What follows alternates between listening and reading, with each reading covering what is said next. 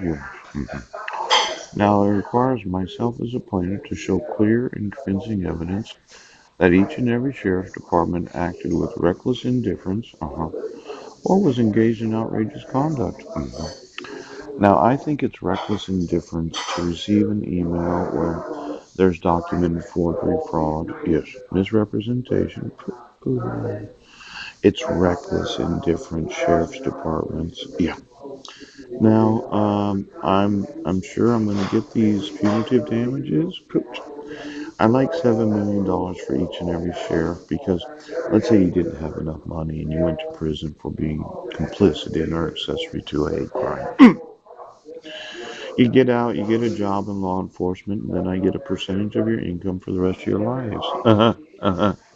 Now it takes a while to earn $7 million when you're in law enforcement, doesn't it? Put $70,000 a year. It take you 10 years to make 700,000. Take you 100 years to make 7 million. Now I'm one of those very mean fathers that don't like being tortured, tormented, and harassed. Don't like the idea of a cell hearing on the 4th where you're going to involuntarily have me admitted to a psychiatric institution where you're going to administer psychotropic medication against my will. Now, I know it's not a barbed wire fence, pooch, but it sure the fuck looks like a reckless indifference to exactly what the requirements of the law are. Outrageous conduct, yes, to not admit the evidence when you know I wasn't in Brennan, pooch. Outrageous conduct to know that I'm not cyber stalking. I think it's a regular old hate crime where you use the abuse of power to have people put in mental institutions. Well documented hate crime, pooch. Well, you just wouldn't take me off the docket because you had to get paid? Because your dog had your dick? Now, there's non-economic damages. Yeah. I really like this ATRA newsletter that they put out. Yeah. Damages for non-economic losses are damages for pain and suffering, the emotional distress of going to court for a year and a half where you said I was crazy. Yes. You had the evidence that you didn't commit a crime. Yes.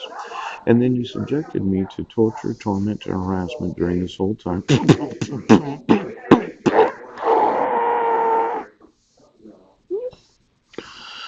Now, I think it is a hate crime, and every police officer in the United States can be accessories to it.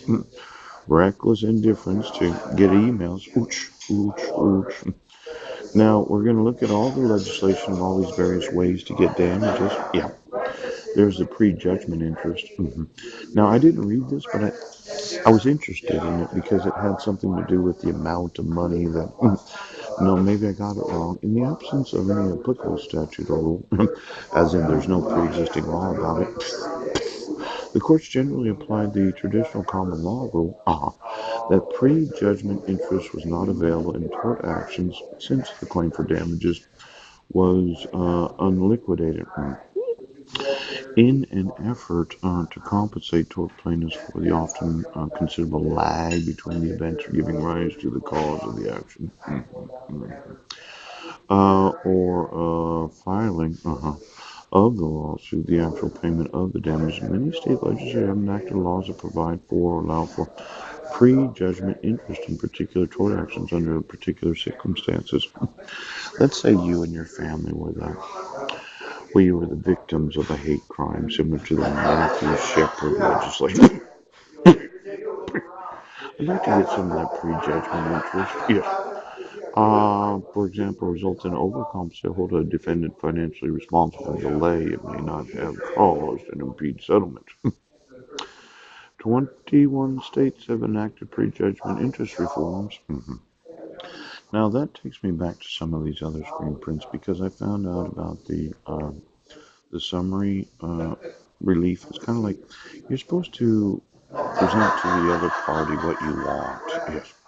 Let's say I wanted all your assets. You're like, no, I'm not going to give it to you. I'm like, no, you are, and you're going to give me everything you ever own. Now, the collateral source rule is very helpful. Okay.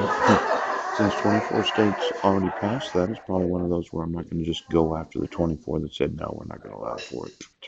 But I will go after the 26.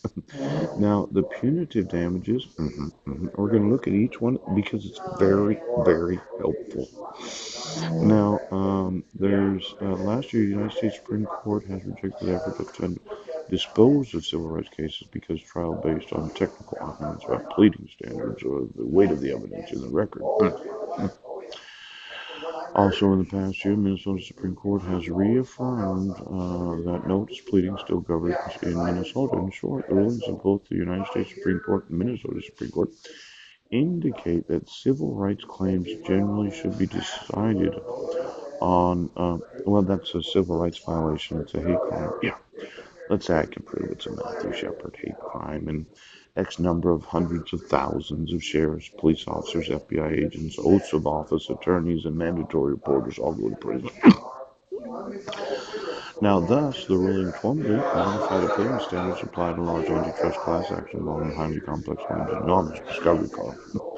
Clarified standards such as a typical case require pleading to state a claim of a relief that is plausible on its face. Yes.